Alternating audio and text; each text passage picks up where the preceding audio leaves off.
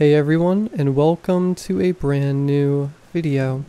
Tonight we have one story. It is a series by the name of I Work for an Organization that deals in the unexplainable. A huge thank you to the author for allowing me to narrate this story. I really enjoy doing these single story series. I feel like I don't get to do them enough, and it's been a while since we've had a really solid one such as this.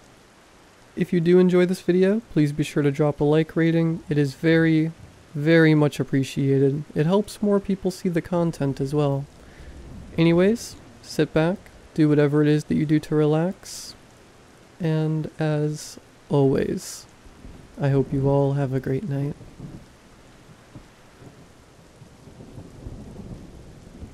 Hello, I hope you're having a fantastic day. I can't share who I am, and I can't even share my name with you, so for the future of this document, I will refer to myself as Pepper. There's not much I can tell you about the day-to-day details of my job, but I can say that in this world there's plenty of supernatural things.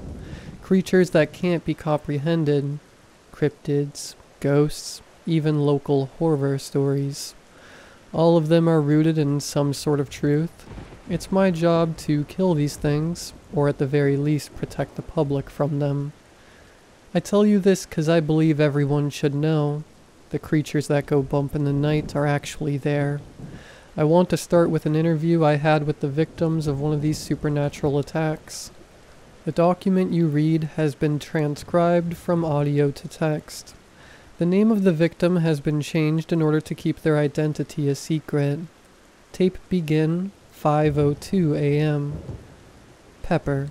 Sarah, is it? Sarah. Yes, that's me. Pepper. Hello, Sarah. My name's Pepper. I understand you've been through hell tonight, which makes sense if you find yourself in my office. Sarah. Are you sure I'm safe here? What if it comes back for me? What if... Pepper. Sarah, I assure you nothing will get you while you're in this office. Now, Sarah, I need you to explain everything that's happened. No matter how insane it seems, every detail, no matter how minor. If you think it's important to the story, then include it. I will inform you this whole conversation and further on will be recorded. Do you understand? Sarah. Yeah, I understand. Pepper. Good. Please begin. Sarah. It started about 3 days ago. I was at Jim's Coffee on my way to work. There was this homeless man outside the shop. He asked if I had some change I could spare. Well, you see, I hadn't slept well the night before and was in a grumpy mood. I'll admit, I was kind of mean. I told him to stop being a leech and to go get a job. He didn't like that. Grabbing my arm, he pulled me close to him. It was like the colored part of his eyes had disappeared, and he stared into mine. You should learn to be kinder, he said. It may not sound that scary to you, but something about the way he said it terrified me. I ended up skipping coffee that day. Pepper. This man, did he have any distinguishing details you can remember about him? Sarah. No, he seemed normal enough. Well, I guess he seemed pretty clean for being a homeless man. Pepper. Interesting. Please continue. Sarah. The rest of the day went on pretty normal. When I got home, my door was unlocked. It seemed weird, but I figured I just forgot. I couldn't sleep that night. I was so tired the next day that my boss sent me home and told me to go get some sleep. When I got there, my door was left open. There was no way I forgot to close the door. I went into the garage because I keep a handgun in there. I went through my house checking each room. I couldn't help but think of the homeless man. I got through the whole house finding nothing. I stopped in my bathroom to wash my face. I must have been super tired to leave my door wide open. I looked up into the mirror to see a figure standing right behind me. I didn't have much time to react. I grabbed the gun from the counter and snapped before firing a shot. Nothing was there. All I did was put a bullet hole in the wall. I ended up putting some duct tape over the hole. I'll call someone in the morning. I wouldn't have been supervised if one of my neighbors called the cops. I didn't sleep again. I was stirring at every sound I heard, the constant feeling of being watched. At one point I turned over in bed to a shadowy figure standing in my doorway. I blinked and it was gone. I kept my gun on my nightstand all night. I thought there was nothing. No, I knew there was nothing to be worried about. I was just sleep deprived and I was seeing things. There was no one in the house. I was just worried and I got scared by some old homeless man. Pepper. That was a long pause. Sarah. This next part is just really hard. Pepper. Take your time. We have all night. Sarah. Thank you. Morning came and I called someone to come repair the hole in the wall. I didn't want to be alone in my house anymore, so I asked the repair service if I could leave a key and they could just come in to work while I wasn't home. They agreed, and I called my neighbor Scott to see if I could stay in his house for the night. He was a nice guy. Scott was a tall, skinny guy with brown hair and beautiful blue eyes. I always liked him. He let me stay, and I went over immediately. I explained to him what was going on. He was supportive. We hung out most of the day, and nothing weird happened. I started to think it was all in my head. I even felt safe enough to go upstairs and shower alone. I went back downstairs to go lay on the couch and sleep. Scott was just standing in the kitchen, just staring at the fridge. "What are you doing, you weirdo?" I said while chuckling. He didn't respond. Something was dripping from his head. "Scott?" He turned around. His lower jaw looked like it had been ripped out.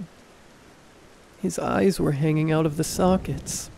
He fell to the floor. I ran to him trying to feel for a pulse. It was stupid. Who could have survived that? I was just being hopeful, I guess. That's when I saw him standing near the couch in the living room. A shadowy figure. Blood stained his hands. His eyes were glowing red. I was terrified. My brain was telling me to run. It was screaming at me to move. "Move your legs," I screamed at myself. I moved hard so I could get out of the house. Started moving through the brushes towards mine.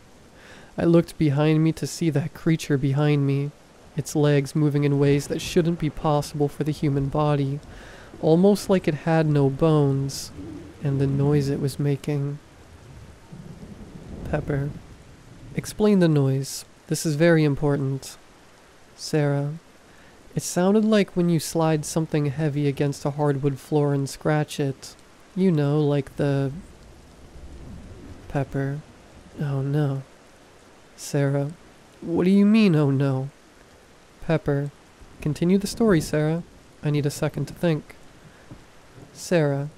I tripped sometime while in the forest, and when I did, I couldn't see it anywhere. I took my moment of peace to call the police. I tried to explain to the lady there was a shadow monster chasing me, and it killed my friend, but the line was cut. I tried to call back, but there was nothing. The call wouldn't go through. There it was standing above me. Its mouth opened to a white glow, and something fell out of it on my forehead. It was a tooth. I'm sure it was one of Scott's. I crawled and cried as it moved towards me, mouth agape. It was gonna kill me. It grabbed me by my leg, pulling me towards it. Its mouth widened while pulling my legs in. I cried, I kicked, I screamed. I did everything in my power to escape. It all seemed hopeless, but then nothing short of a miracle happened. I heard the beautiful sound of a shotgun racking a shell before the loud gunshot. The round blew a hole through the creatures, and it screamed in agony. I couldn't help but laugh at its misery. It let go of me and scurried off into the woods. The man with the gun took my hand and led me to his truck. Next thing I know, I was here in your office. Pepper. Thank you, Sarah. This interview has brought a lot to the table, and I think I know what we are dealing with. My associate outside will take you to a place you'll be safe until we can deal with the entity. I promise you have nothing to worry about. Sarah. Thank you. Tape end, 6:17 a.m. I lied to Sarah, and while I truly feel bad about it, I was left with no other choice. See, the creature is something I've dealt with before, and it always ends the same way. The entity which the organization has named a Yonder. Yonders hunt those who fail the test brought upon by it. The test can present itself in many different ways, from an actual physical test to a morality test. In Sarah's case, I believe the test was the old man asking for change. After she was rude and failed to give the man the change, the Yonder chose her as the target. The thing about Yonders is they are relentless in their hunt. They will kill anyone who gets in the way of their target.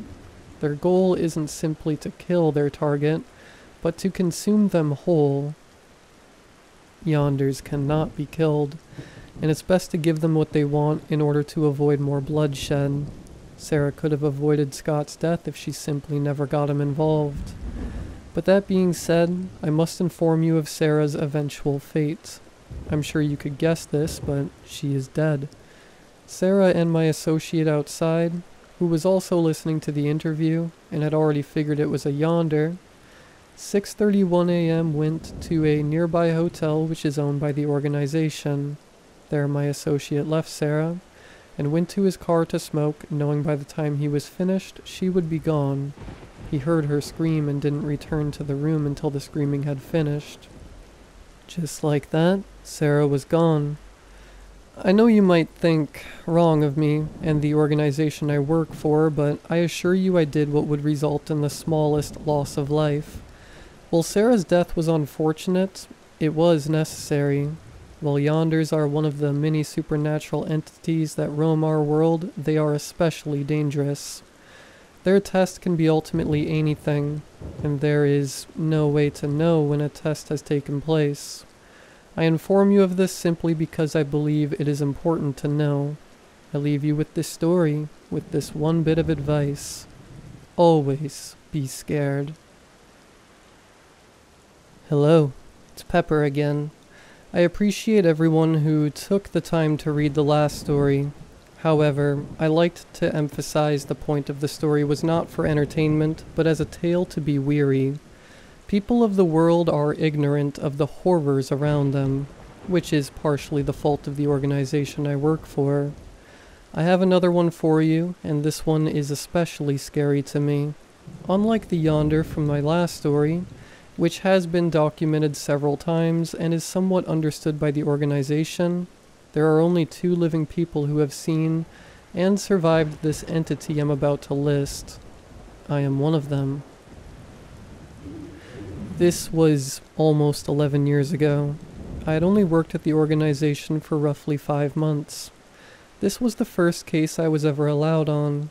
I was a level 4 field agent at the time, which meant I wasn't allowed to be on a case alone, and had to be placed with a level 2 field agent. The organization doesn't require you to be a tank of a human to work there. Due to the high turnover rate, most field agents don't live past their first year. I'm a short guy, not very muscular myself, and the only thing that kept me alive this long was my brain. The other agent I was placed with was in their 3rd year, and he has seen some stuff. I didn't even meet the other agent till we arrived on the site. He was the exact opposite of me. Tall, muscular, wearing a dress shirt. Scars covered his hands, and he had one on his chin. And he had a sword, along with 2 handguns, 9mm Berettas. I, on the other hand, had a flashlight and a .38 revolver. At the time I was young, and I thought he looked awesome. Despite his massive size, people took to calling him Mouse. Most agents had some sort of code name. No, I won't tell you how I ended up with the name Pepper. So, first case? Said Mouse. Yeah, well, first one where everyone isn't dead when I get there. I wouldn't be too sure about that. Most of these missing person cases usually end with us finding the bodies. There are a lot more cold cases than I care to admit. Mouse's voice was much softer than you would expect from looking at him. They give you the details? He said. Yeah. Several missing persons have been reported around the area. Ages range from 14 to 44. 4 males and 6 females. You got 2 things wrong. First 7 females have been reported missing. When was the 7th? Yesterday. A 9-year-old girl. That was the second thing you got wrong. I know it's my job and all, but someone so young going missing kinda shook me. The worst part is, she was almost definitely dead. If there was a chance she was alive, we wouldn't be here, and the police would be dealing with it. Even knowing the information, I still asked. You think she's still alive? He ignored my question. I knew it was stupid to ask. They tell you about the sawmill? He asked. Yeah, it's abandoned and seems to be the center of the disappearances. There's a legend of a cult back in the 80s that used to meet there right after it closed down. Long story short, the cultists went there one night, and they all just floated away. The lady who told me framed it as a way to keep kids away from the place. He said, "That's what I'd guess." You always listen to the legends around here, especially if we're in small towns like this. These legends can say a lot more than most people can. I learned to live by that rule. The sawmill is what you would expect from something straight out of the 80s. It was in surprisingly good condition for something abandoned for that long. There was a large wooden building surrounded by smaller ones. Large metal pieces stuck out of them. The whole place did seem eerie. I think we split and checked the smaller buildings until we'll meet at the large one, said Mouse. Yeah, I'll take the left. I moved my way towards the building. It reminded me of a barn. It was red with white stripes and had 2 large swinging doors. Despite that, I decided to go through the smaller door on the right. It didn't want to budge at first. I had to put my whole weight into it to get it open. It fell off one of its hinges and kinda hung by the other one. The building was just for storage. It had a ton of logs. The wood had begun to rot, and it smelled really bad in there. I pulled my revolver just in case. I made my way through the rows of logs, being careful to check each corner. At the end of the final row, I found what made the place smell so bad. It was a deer carcass. It was small and decaying. You would have thought it was young, till you saw its head in perfect condition. Still with large antlers, I pulled my camera, which every agent had, took a picture for later. Besides that, there was nothing of interest there. I left and made my way toward the main building. I found Mouse at the main entrance. Anything on your end? He asked. Found a dead deer, I said. Yeah, mine was for equipment storage. Nothing interesting. However, something's blocking the main entrance. We can't get in through this way. There is another door up to the right. It's on a balcony, so we'll have to climb. Like I said, not very fit, so climbing up this was hard. Mouse, on the other hand, scaled the side with no effort. The door on the balcony wasn't even locked, and we made our way inside. In contrast to the outside, the inside was disgusting. It was old, falling apart, and full of dirt and cobwebs. What you'd expect from an abandoned building.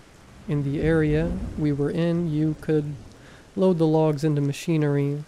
The main entrance is where they would bring trucks to load the logs. Honestly, it seemed normal until we came across the stairs. These stairs lead down, and that made no sense. They'd have no reason to build a basement here. At least to my knowledge, they wouldn't. The stairs, just like the outside, were in great condition. They didn't belong here, though. They were nice, like what you see in Victorian-style mansions. The wood was waxed, not scratched on them. I didn't want to go onwards. Seemed off, I told Mouse. We should get back up first. He didn't listen and just started walking down the stairs. I followed. It got dark quickly. I pulled out my revolver and my flashlight. Mouse did the same, and I couldn't even tell you where he was storing that flashlight. It's so dark, like it's eating the light, I said. Yeah, it's too dark. The stairs went on for an impossibly long time. By the end, I was starting to get tired. I was so relieved when we reached the end. The relief was short. The room was way darker than the stairs. Even with the lights, we could only see 5 feet or so in front of us. We walked through the room. About every 30 feet or so, we would see a pillar. This place seemed wrong, like whoever built it didn't know what a pillar was even used for. Then we came across something. It was large and round and looked like an egg. I was the first one to touch it. Ugh, it's squishy, I said. What? Don't touch it, yelled Mouse. His face was pale. I looked back at it, and I figured out why. The thing I was touching wasn't some weird blob like I had first thought. I saw the ears, the eyes, the nose. It was a human. Their head was swelled at a tremendous rate, and their body had shrunk. They were floating almost like a balloon. It was horrifying to look at. "Kill me," it whispered faintly. It was still alive. Suddenly the darkness seemed to fade, and our flashlights were now able to shine up to 40 or so feet in front of us. Looking up, we saw more balloon humans. Off a quick head count, there were 11 of them. 7 females and 4 males. It was the missing people. One of them was visibly smaller, and I knew it was the little girl. We were barely able to collect our thoughts before the humming started. It was off tune. Whoever was humming didn't have a human voice. We were snapping around trying to find whatever was humming. When my eyes met it, the singing started. My mother gave me a red balloon. Oh, we were such pals. Oh, I loved this red balloon. Oh, it was my gal. Then I lost my red balloon. Oh, how the fun shall end. Oh, won't you be my red balloon? Won't you be my friend? The entity's voice was scratchy. After finishing its song, it stood from its sitting position. We both had our guns locked on it. In its right hand, it held a pointy piece of wood, and its left held a sickle. I have a hard time remembering what it looked like due to the short time we had to look at it. It had on a green outfit, reminiscent of the outfit Robin Hood wore in the cartoon minus the hat. It was short, maybe 4 feet tall. Its skin looked wooden like an old doll. Its eyes were human, though. That's all the details I can remember. Mouse began yelling at it to drop its weapon. It took a step forward before either of us could react. It was on us. The sickle it held made contact with Mouse's left eye, blinding him in it. I shot at it twice. It was quick to react and threw the wood at me while dodging both shots. The wood impaled me in my stomach, making me bleed from my mouth somehow. It cut the holster with Mouse's sword and other handgun. They both fell to the ground. I shot 4 more times and even managed to hit its chest. A yellow, vicious fluid shot out from the hole. That slowed it down enough for Mouse to play the hero card and grab it. "Shoot it," he yelled. I tried, but I had no shots left. It sliced off Mouse's arm and he let go. It ran further into the darkness. I didn't want to let it go, so I picked up Mouse's other handgun and went after it. I figured missing an arm, Mouse would die anyway from the blood loss. Even with my flashlight, it had the advantage. I wasn't the hunter in this situation. It began singing its song again. I realized the meaning of the song this time. It kept making noises and moving through the darkness. It was toying with me, but I wouldn't let it kill me. I was watching its movements in the darkness, and I was able to pick up on the patterns. Like I said, brains kept me alive. Just as it went behind another pillar, I shot, barely hitting one of its hands. It screamed before moving into the darkness. I ran after it, but it made its way down another staircase. I made the smart decision to retreat and call for backup. Despite what I thought, Mouse lived, making him the only other living person to see that creature. I still talk to him and even ask him for advice on cases to this day. He, however, isn't sent on many cases due to him missing an eye and arm. The case was decided to be too much for us, and was placed with more experienced agents. Despite that, no one ever saw it again. It was discovered the stairs kept going for miles, and it was deemed safer just to seal it, and cut off the public from accessing the sawmill. The human balloons were taken and humanely put down. An autopsy discovered the reason their bodies had shrunk was due to their internal organs being sucked into their head, with any excess space being filled with a gas similar to helium. The fluid was tested as well as the finger of the creature, which I had shot off when I hit its hand. Its skin was similar to petrified wood, and the liquid inside was a slimy substance that has yet to be identified to this day. I often wonder what happened to the creature. Most likely, with its home being filled in, no one will ever see it again. We never figured out how it balloonified the others. Honestly, I think I'd rather not know. Working this job desensitizes you. I've seen so much messed up stuff that I think it's normal at this point. Just the other day I was taking a recruit on his first case and we came across a mangled corpse. I was confused as to why he threw up. I see worse stuff than that at least once a week, but that made me remember I was like that once. I was that scared kid who couldn't understand how a creature could do that. So I sat there and I tried to remember the stuff I shut out. This is my story. And I don't mean some cases I choose to forget, I mean my personal story. How I ended up working a job where almost dying is pretty common, and the life and the people that I'd much rather stay forgotten. I was 20 at that time, and I thought life was amazing. I was broke working a dead-end job, my family had long disowned me, and my only friends were junkies and alcoholics. So why did I think life was so great? Well, it was 'cause I had her, my beautiful girlfriend, Josephine. I can see her now, her purple hair up in that messy bun, her snakebite lip piercings, her clunky glasses, her brown eyes. I missed those things. She was shorter than I was, and I think that's one of the things that drew me to her. But then I got to know her, and we clicked. We dated for 2 years and she moved in with me and my roommate. She was broke too, but our struggle kept us together. She liked Mike, my roommate. She tried even harder than I did to get him off the pills.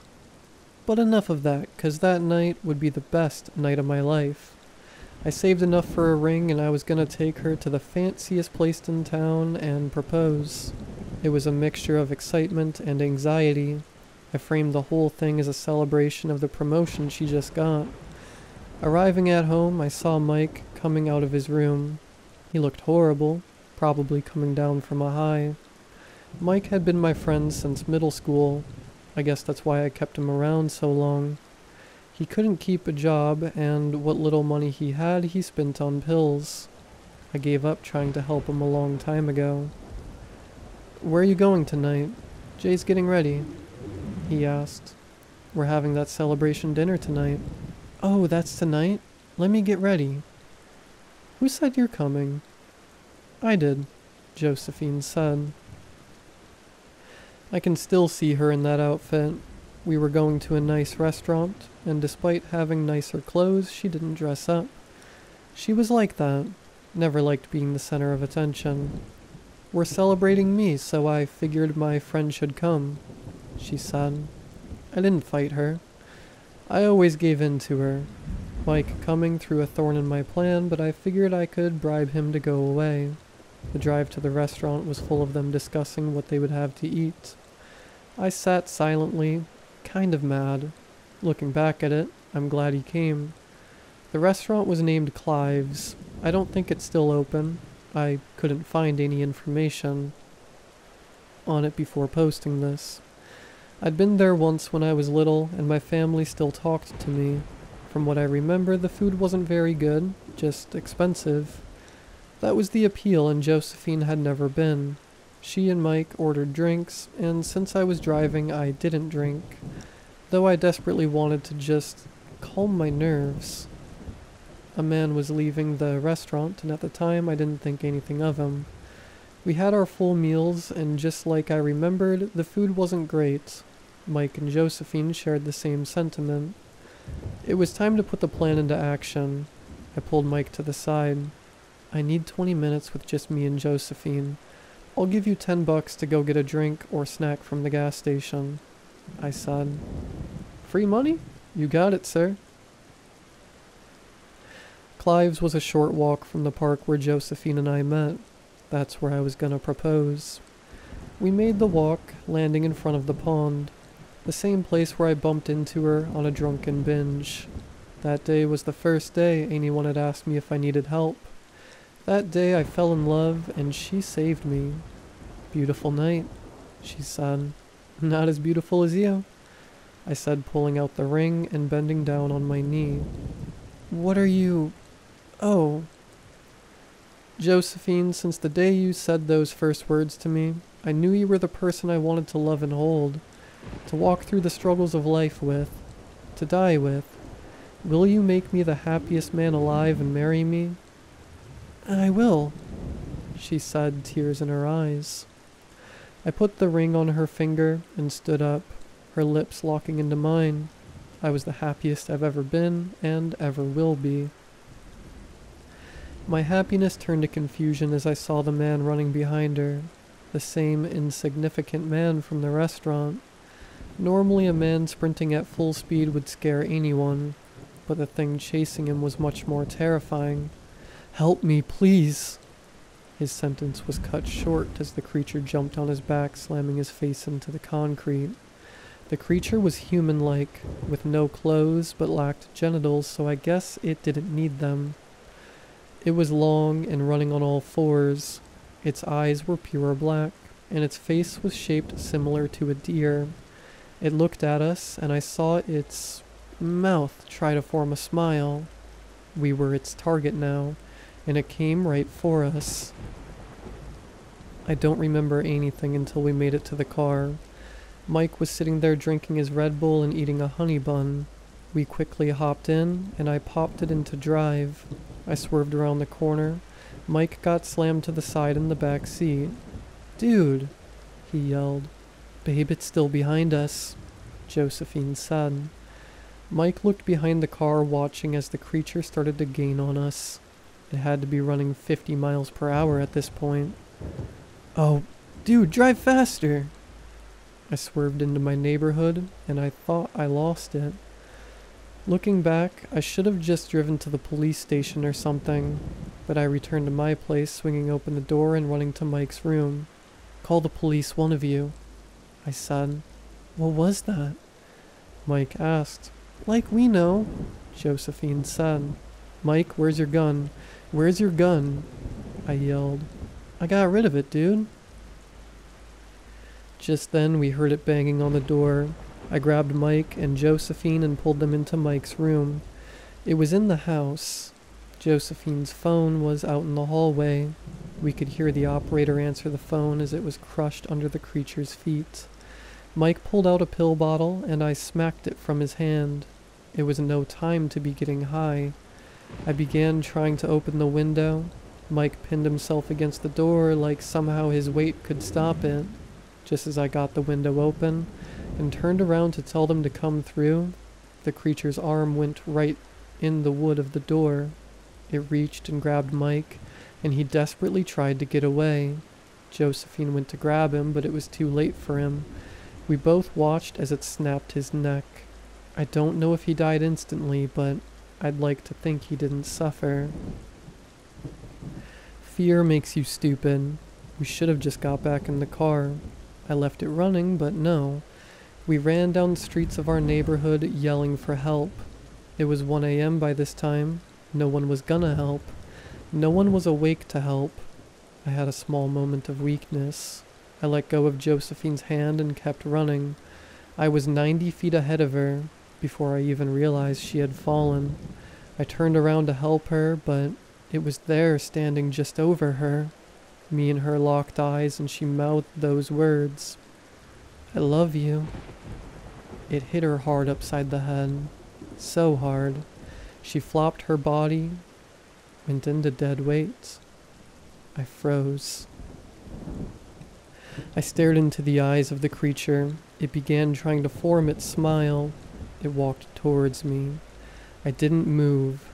I gave up. It killed the only two people who cared about me, and I didn't care anymore. It could have me. I looked into the ground, waiting for my eventual fate, when I heard a loud crashing noise. I looked up to see a man getting out of the truck.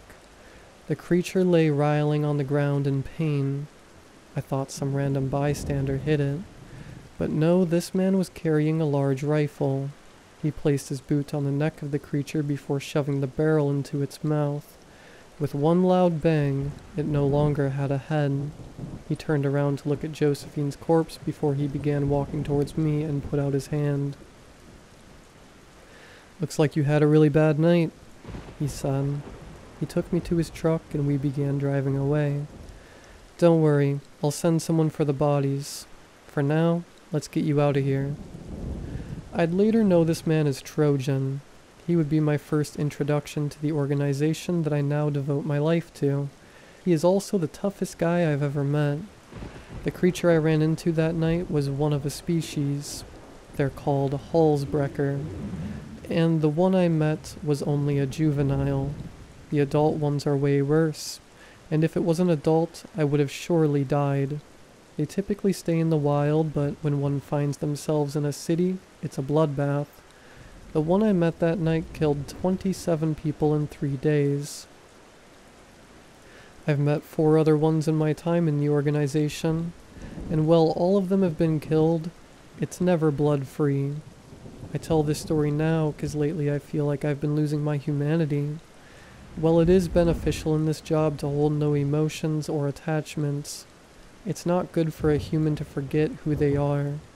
I usually don't like sleeping. It's time I could be working, but tonight I went to sleep, and even more, I went to dream of my friend. He was a junkie and a loser, but he socked someone in the mouth for even looking at me wrong. But what I want more than anything is to dream of her, the girl who changed my life when I had nothing. I no longer want to forget who I used to be. So please, if anything is up there, let me see them one more time. Thalassophobia is the fear or phobia of large and deep bodies of water. These can be lakes, rivers, or the ocean. It's become more mainstream in the last couple of years. Games like Subnautica or Iron Lung have shown people the extent of those fears. It reminds me of something from my teenage years. Or should I say, someone. Charles was my friend and he had thalassophobia. Like many people with the phobia, Charles was brought on by trauma. When he was only 8 years old, his father attempted to drown him. I didn't know that at the time, but to my friend group, Charles was the kid who was scared to go swimming. We tried several times to take him swimming, and he'd always fight us on it. If we could get him to go, he'd sit on the sidelines. One day, someone had the bright idea to force him to conquer his fears. So we drove him to where we'd commonly go cliff diving, blindfolded him, and took him to the top. He fought us at first, but I convinced him to jump, and we all jumped. As I looked at him treading water, he had a smile on his face. But just as quickly as the fun started, it ended. Charles went under the water and never came back. The authorities chalked it up to him drowning, but none of us were convinced he was pulled. They never found his body. See, to me, the fear never came from what was in the water, but what could come out. I just finished my most recent case, and the creature I'd been hunting had the highest kill count of anything I've encountered. I was one of 4 agents placed on this case, which is unusual for the organization, and is one of the few cases I've been on with more than 2 agents. There was me, a level 2 field agent, Flamingo, level 2 field agent, Recruit Sam, a level 4 field agent, and Trojan, a level 1 field agent. I'd never worked with Flamingo, and Sam was assigned under me for this case. It was his first case. "Oh man, this is nerve-wracking," said Sam. We were driving to a diner nearby from the case location. Here we'd meet with Flamingo and Trojan. "First cases are like that," I said. "Why do they call him Trojan? According to everyone at training, he's a big deal, but no one knew where the name came from." I chuckled. "I'm afraid it's not 'cause he's really cool or anything." "So he's not really cool?" "No, he is. Just ask him and I guarantee he'll show you." The diner looked like every roadside diner you'd ever seen. We usually choose places like this when Trojan and I work together. Man loves 3 things in the world, and the first one is food. Walking in, I saw Trojan, and who I assumed was Flamingo, in a booth. "Pepper, great working with you again," said Trojan. "Nice to meet you both," said Flamingo. They had already ordered food. Trojan knew what I liked. It's confusing, though, for something they deemed so dangerous to send us all out. "Why would they have us bring a recruit?" Flamingo said. "It was a last-minute thing. I haven't even got a case file and was hoping you'd share yours," I said. "Of course." Trojan slid a file across the table. I picked it up first and was shocked at what I was reading. It was a campground, and a very popular one. Not the first one I've been to, but this one, from what I was reading, shouldn't even be open. "This can't be right," I said. "Yeah, I thought it was a mistake too," said Flamingo. 312 missing persons in the last year? This place stayed warm year-round and was very famous. People from all over the world came to visit, but in no world should this place still be open. I handed the file off to Sam, and he seemed just as surprised. "You can see why they wanted all of us. Normally they'd just send me," Trojan said. I spent the rest of the meal going over the file with Sam. Arriving at the camp, we were to meet with an organization plant who worked as a forest ranger. The organization placed several people in different national parks. Parks can be a breeding ground for entities. The park grounds surrounded a large, beautiful lake. People were kayaking in it, and everyone around looked like they were having fun. I was just mad they still had it open. I was asked to meet with the ranger while the others unpacked our stuff to put in the cabins we were generously given for the case duration. "You fish?" I confusedly asked. "I know, the name's stupid," he said. "Ain't the worst one I've heard," I said. "Look, I gotta make this brief. I may work for the organization, but I still got a park to manage," he said. "I understand. Something's taking people in the night, and despite my protest, we can't get them to close the place down.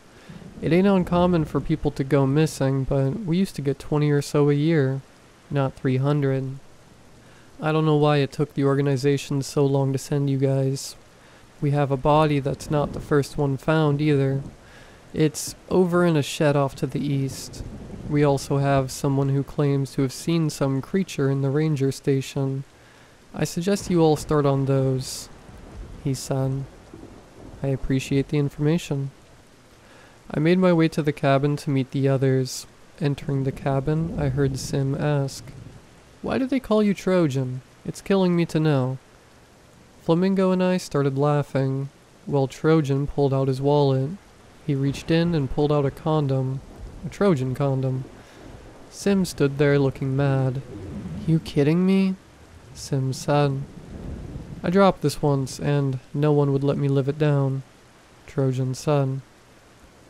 "So what, did you screw a flamingo for your name?" Sim said. "No."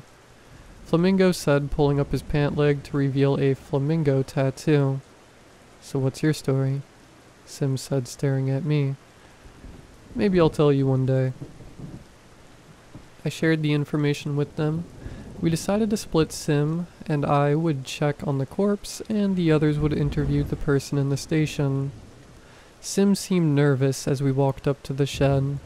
I opened it, from what I'd been told, the smell was horrible. Sim threw up. It didn't affect me.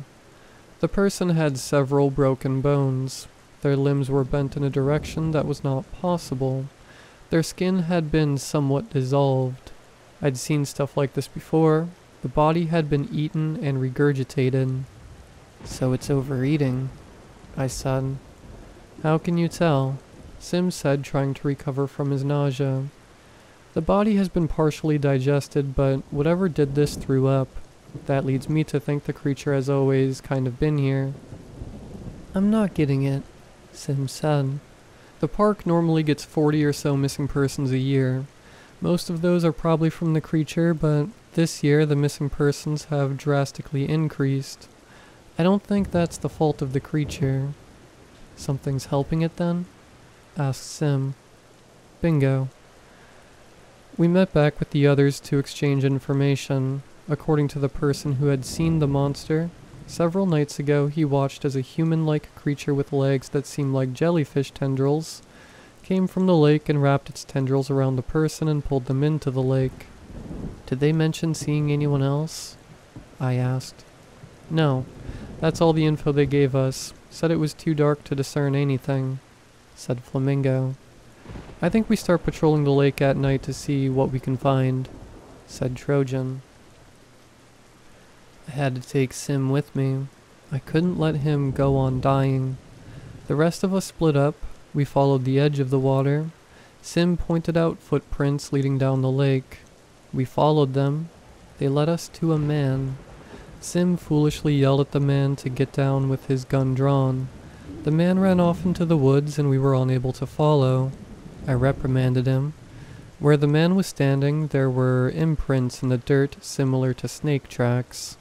Trojan found tracks similar to the ones we found. We met back at the cabin close to the morning to discuss our findings, but one of us was missing. Flamingo didn't return. 2 nights passed and we waited for him. Sim looked like he was going insane waiting. He couldn't help but feel guilty, like somehow he was the reason Flamingo went missing. It didn't bother me or Trojan. We can't keep sitting here waiting, I said. I agree, we'll head out tonight, Trojan said. Sim didn't like it, and I didn't like him going. Sim's young, and this case seemed too much for a starting case. The night came and I asked Trojan to take Sim. He had much more experience than I. I returned to the spot where we saw the man, and to my surprise he was there. I called out to him, and he turned to me. The violent one is with you, he said. I got him working with someone else. You're here investigating the deaths, aren't you? I was getting closer to the man. I could pick out his details now. He was normal, with blonde hair and average height, wearing jeans and a blue hoodie. Do you know anything about them? The deaths, I mean, I said. I am the one feeding Dagon.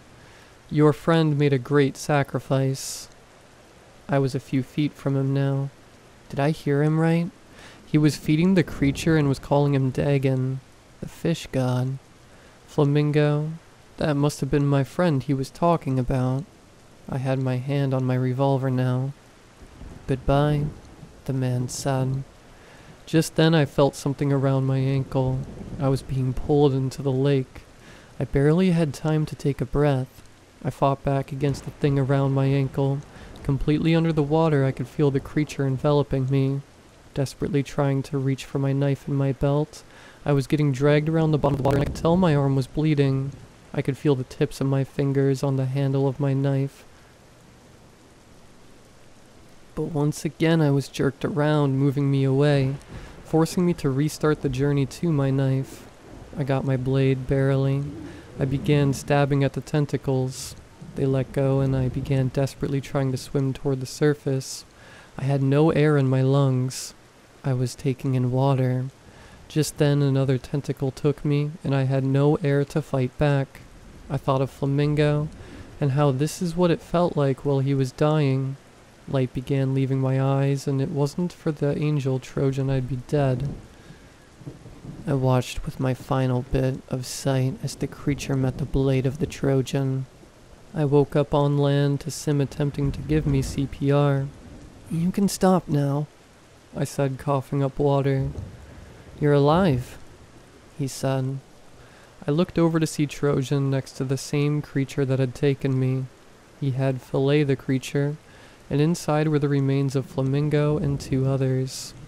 I didn't know him well, but someone so experienced getting so easily was scary. I didn't even realize the creature was there until it grabbed me, so I could see how it got him. What I didn't notice though was the part. It was a massive 23 feet at least. Each tentacle was almost 10 feet long. It was brown, matching the color of the lake. It had 6 eyes, and its mouth was right above the tentacles. It looked like a squid somewhat, but had fins as well. Never seen anything like it. We began hearing yelling. "No! How could you kill the Lord like that? You'll be punished severely." The voice was cut off by Trojan, who knocked him out. It was the same man I talked to. We called the organization in to clean up the creature. The man was taken in by the organization, where he was interrogated. He admitted to helping feed, which he called Dagon, but claimed he was being controlled by it.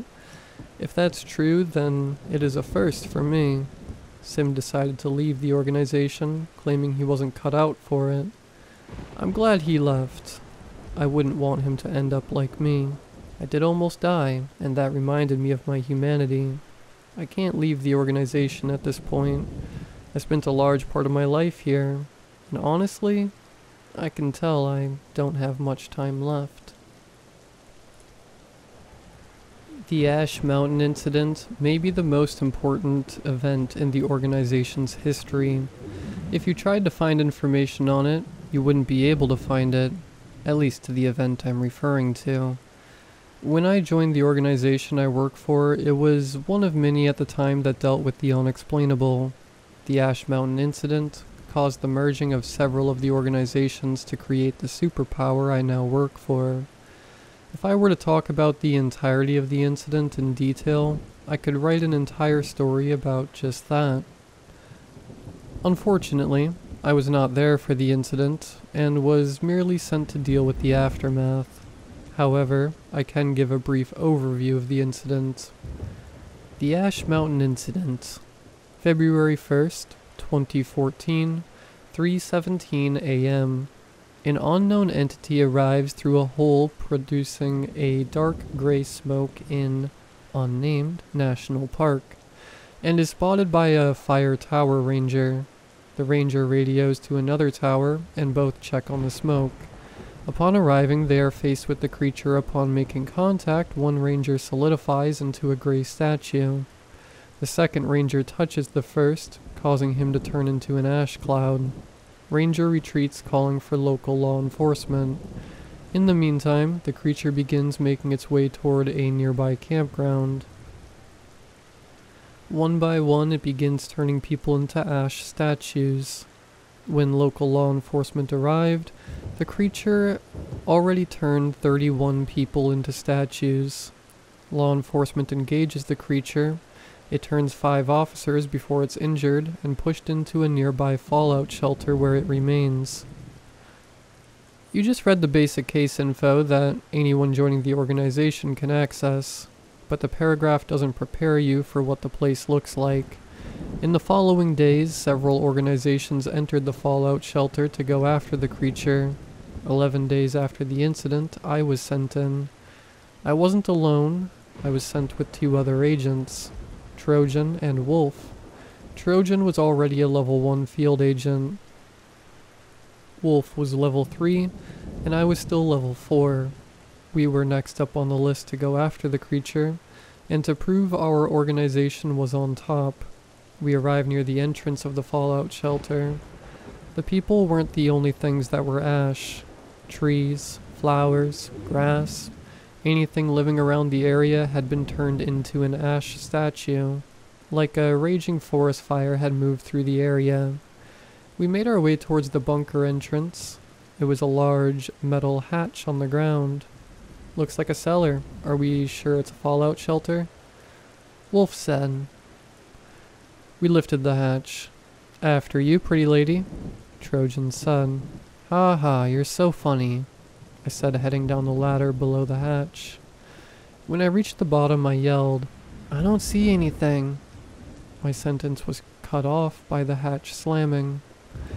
I flipped on my flashlight and began scanning around me, the light scanning over the multiple ash statues of people. Alright, open up.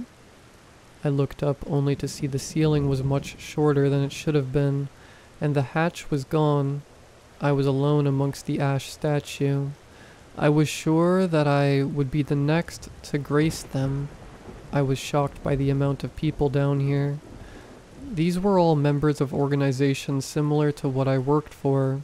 They were all experienced in this field, yet they all were caught and killed by this creature. What scared me was their faces, the pure look of agony upon them. I could tell their death was painful, and the way they died froze that look into place. You could still smell the burnt skin and hair. I found myself needing clarification with the fallout shelter itself.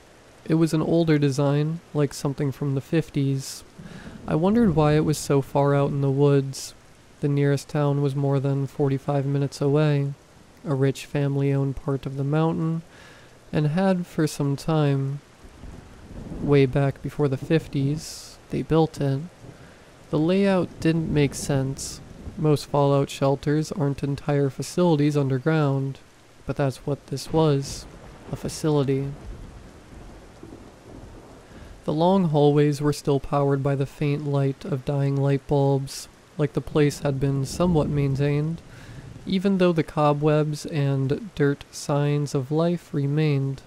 One room I came across had a makeshift living space, a bed made of cardboard, a lantern, blankets, old food, and water.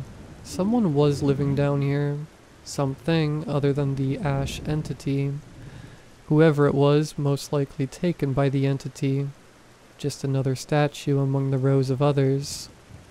The whole place seemed like something you'd dream about, like a maze. Hallways lead to nowhere, rooms that seem pointless and constantly ongoing. Between the dim light bulbs and my flashlight, I had a decent amount of light, a welcome change to most of the cases I had been on. Of course, that didn't last long. Suddenly my flashlight went out. The light bulbs followed soon after. Now I was in complete darkness. Darkness can do a lot to the human brain. When you are in complete darkness, your body has no concept of time. In my head, hours passed, but I couldn't tell you how long I was down there.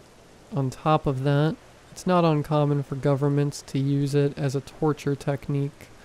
When your brain has no sense of what it's seeing, it causes it to fill in the blanks. Isolation causes you to hallucinate.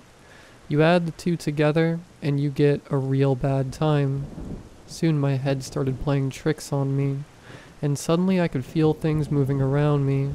I tried talking myself out of it, telling myself there wasn't anything there. But the problem was something was down here with me. Something had to take the lights out in the first place. I had 36 bullets on me, and 6 more in the gun. I could use that light to give a brief view of the room, but that came with risk. Not much ammo, and I could easily hit something, and the bullet could ricochet. I weighed it, but the risk was worth it. I decided to shoot down the way I thought I came from.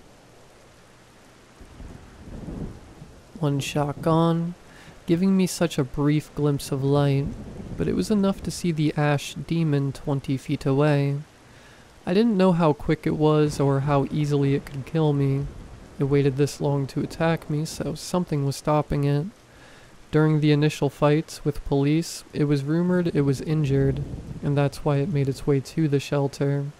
Not many creatures you meet in this career fear firearms, but this one did, and that was the only advantage I had. I shot one more time where the creature had been seen. Just like I thought, it was scared of the gun, It retreated further into the darkness. The lights came back on once it was gone, leading to the theory it was the one controlling the lights. With the lights back on, I reloaded my revolver and went back to freely roaming the facility. I'd been counting the ash statues. 112 people dead. We were all sent in with barely any information, sent to die from the higher-ups. But the naive me didn't think that he was to focus on killing the creature for the glory of the organization. If I could go back now, I'd slap that kid and tell him to move on with his life, and that this wasn't his calling. But no, I'm that kid, and I gotta live with my choices. 112 naive kids in there, and only through a miracle that I wasn't 113. I saw it again staring at me from just beyond the light of the room. It didn't take out the lights this time. I watched it figure out what it was taking. I couldn't make out the details besides what I had seen from the flash of the firearm earlier. Looked just like the ash statues around me, but it was gray instead of black. I aimed the revolver at it and shot, missing. It came at me dulling, but not taking out the lights. I choose not to fight, but to run. Every once in a while I look back and shoot at it. It was quick, but I had the speed advantage. I was going further into the facility. I turned a corner, tripped over a statue. It exploded into ash, and I was on the ground. It came at me. I shot it and hit its stomach. It was hurt, but knocked the gun out of my hand. I was hopeless, and just then the hatch opened above me. I hadn't even realized I'd made it back to the entrance. The ash demon began to burn and burst into its ash cloud. It died that easily. The light was what hurt, and I realized why it cut the lights in the first place. It didn't come in here 'cause it was hurt, just 'cause it was dark. I looked up to see Trojan and Wolf. I was covered in ash. "Did you kill it?" Wolf said. "Kinda." They took me out of there. I couldn't wait to shower and get all the ash off of me. Trojan stopped, though, to get me something to eat. I was down there for 3 hours, so he figured I must be hungry. He handed me some cheese fries. When I looked down at them, some ash fell from my hair right into it. Then, looking at the black dust, I couldn't figure out if it was human or the creature. "I don't think I'm hungry," I said, looking at my food. Trojan looked at it too. "What, you scared of some pepper?" Wolf said, trying to make a joke out of it. Trojan liked the joke, and for the rest of the ride, they began calling me Pepper. Guess the name just stuck. I hate that name. Hello. I'll keep this part swift. Unfortunately, I am not the man you know as Pepper. If you have read the previous parts, you have at least heard of me. People call me Mouse. But I'm not here to tell you my story. I won't keep you in the dark. Pepper is dead. I wish I could say he got out, that he went on to have a normal life and he was no longer haunted by his work. But no, he died how he lived, buried in his work. I'm loyal to the organization I work for, and I will be to the end. So loyal that I thought about not putting this out, and even after deciding I would not use my code name. But I guess in the end, I was more loyal to my friend. Pepper kept notes of all his cases. Some of the stories you read were straight out of his journal, and I'm almost surprised that he didn't make the stories as long as they are in his journal. But I understand why he didn't. This one's gonna be longer than the rest. This one comes straight out of his journal. It's his final case that got him in the end. It was an honor to be a part of. Pepper's journal. Only a couple days have passed since the last case. The organization already called me in for another one. This one was different. I walked into the same meeting I'd been in so many times before, ready to be sent on another near-death experience. Before getting my case report, I was handed something else. The director slid me a little gift box. I was confused. Was it my birthday or anniversary? I don't keep track of that stuff anymore. I opened it and was shocked. Congratulations, Pepper, the director said. I never thought I'd live to see this day, I said. It was a badge similar to the one I always kept on me, but with one key difference. This one said Level 1 Field Agent. That made me one of 4 agents in the organization with that rank. With that, I was given a case file. It was another unusual one I was leading. Not the first one I've led, but this one allowed me to choose 2 agents of any rank to come join me. Of course, I chose Trojan. He was the #1 agent in the organization, and one of the few I knew I could trust. For the other one, I wanted Mouse with me. Even with his lack of arm and eye, he was still one of the smartest guys I knew. Through experience, I've noticed something. It doesn't matter if you are Christian, or if you are a Buddhist, or if you follow Norse mythology in some capacity, they are all right. That even includes the demonic. You may think that's a little silly, but I've seen demons and I've killed them. But the problem with fighting them is if you do not believe that a cross will kill them, then it won't. That's the struggle of making yourself believe. You might think that after doing it once, you will be fine to do it again, but it's not that simple. Demons are the easiest things to identify for organizations. Unlike everything else, we deal with the purely in it for the sport to make you feel pain. So when the case file said most likely a demonic force, I got ready to fight a demon. Guns, knives, and explosives are all useless. Just like that, I stood in front of the site with both Mouse and Trojan. We all had nothing but a cross in our hands. I never believed in religion, until I got this job, Mouse said. I don't think there are biblical demons, more like a monster that was born from the idea we have of demons, Trojan replied. Looking at him, you'd think he was nothing but a meathead, but he was often very insightful. So you don't believe in the afterlife? Mouse asked. I'd rather there not be one, Trojan said. The site was a mansion, a modern one. Some rich guy lived there at some point, but he's been missing for some time. His disappearance was investigated by local authorities who were attacked. There was only one survivor. He described what they were fighting as a humanoid, constantly shifting his form. Bullets didn't do anything to it. They could move the room around them. It constantly changed the layout of the mansion like it was trying to keep them stuck there. We opened the door and the mansion was beautiful. Marbled floors, several large glass windows couldn't be seen through, and a large, gorgeous chandelier.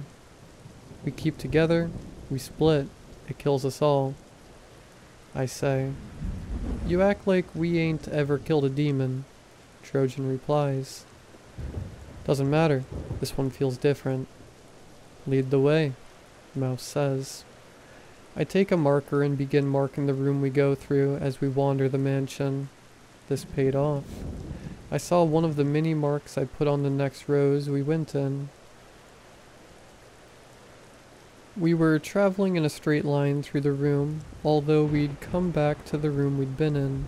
I then traveled backward into the room we had just come from. It was different.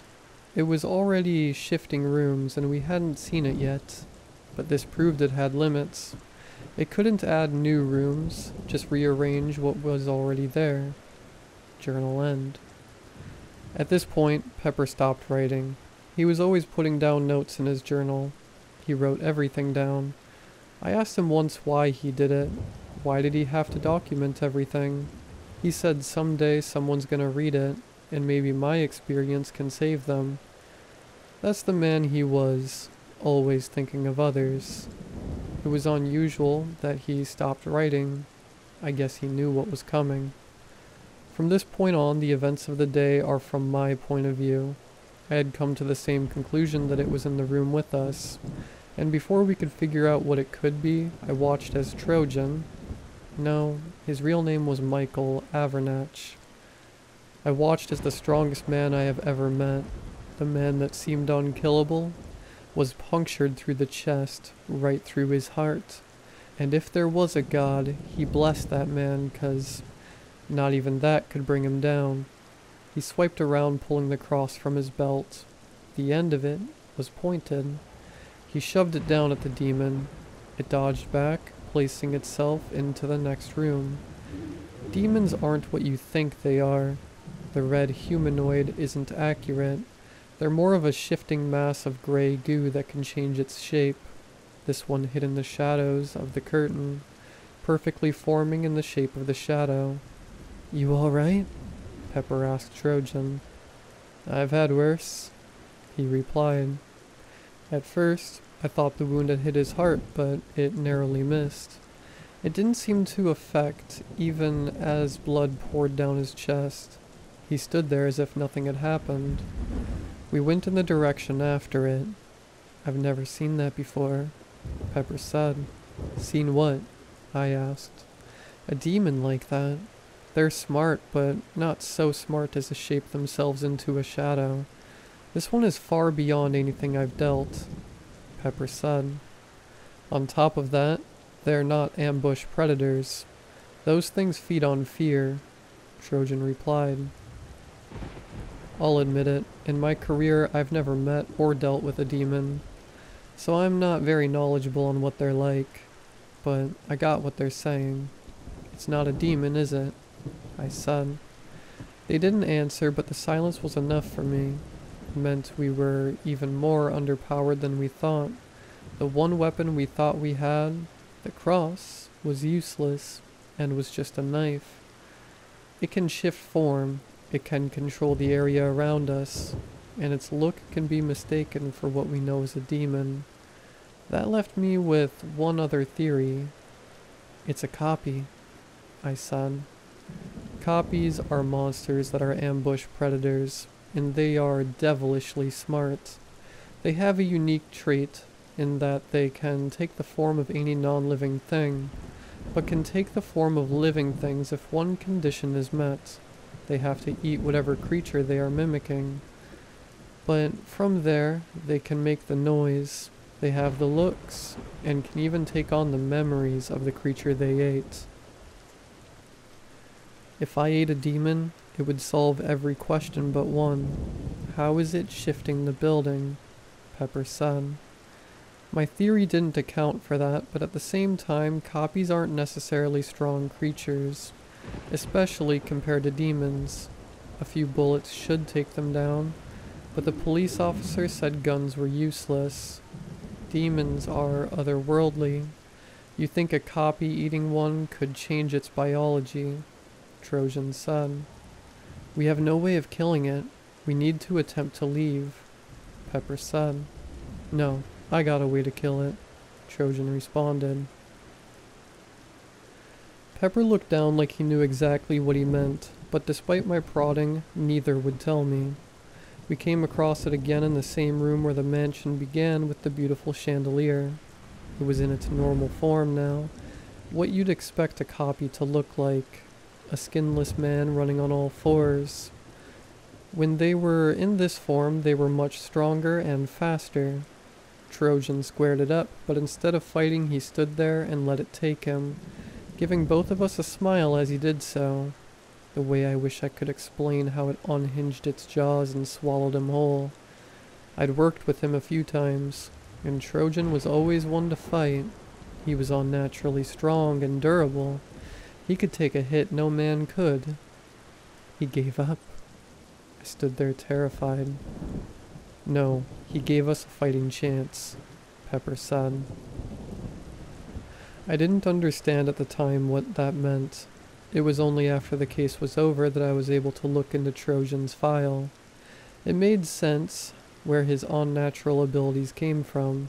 He was born into a cult that worshipped a large fly-like being they called the One. When he turned 18, he was given as sacrifice to this creature, but instead of willingly dying to it, he chooses to fight. During the fight, he managed to kill it, and the creature's blood mutated his DNA, giving him his intense strength and durability, and his blood. that any time an unexplainable creature took from his blood, they were severely weakened. Pepper never told me this, but it's clear to me how he knew. Just in case you're wondering, after Trojan left the cave of the creatures, he turned on the cult and killed them all. Sometime later, he was found by the organization. His blood was potent. Shortly after he was gone, the creature began to writhe in pain. Pepper took no time to let it recover, charging at it with his crucifix blade. Before he had reached it, the creature shifted the room. Suddenly we were falling toward the ceiling. I landed inches from the chandelier glass, shattered, and I fell among it. It cut into my good arm, making my body even more useless than it already was. At that moment, I thought, why? I don't know why Pepper brought me. There was better options than me. I tried pressing my feet, but the damage to my body was too much. I was losing a lot of blood. Focused on attempting to stop the more dangerous holes, I looked over to see Pepper. More cut than I, but he wasn't deterred. He held a piece of the shattered chandelier. The copy was much more weakened than I previously thought. He fell to the ceiling with us and was cut by the shattered glass of the chandelier, but it wasn't moving. Pepper took the glass, standing over it. He stabbed the glass straight into the creature's head. Just at that moment, the glass met with the head of the copy. It turned its hand into the same blade that stabbed Trojan, but unlike Trojan, it didn't miss the heart. It all happened in a second as both of them stabbed each other. Unable to move my legs, I crawled to him, desperately clinging to the hope I could save my friend. He fell to his back. I made it to him. I took my phone, calling for backup, telling him it will be okay. Someone was gonna save him. He grabbed my hand and stared at me, and at that moment I knew he didn't want to be saved. I tried to hold back tears as he told me, "Don't worry, I got some people waiting for me." At that moment, Ken Dean Olsen, otherwise known as Pepper, was dead. I wouldn't bother trying to figure out anything about him. As far as I can tell, the organization already scrubbed him from all records. A ceremony was held for him and Trojan, and it was a lot for everyone who knew them. Demons are the easiest thing to identify for organizations. Unlike everything else, we deal with them purely in it for the sport, to make you feel pain. So when the case file said it was most likely a demon force, I got ready to fight a demon. Guns, knives, and explosives are all useless. Just like that, I stood in front of the site with both Mouse and Trojan. We all had nothing but a cross in our hands. And his friend, once again.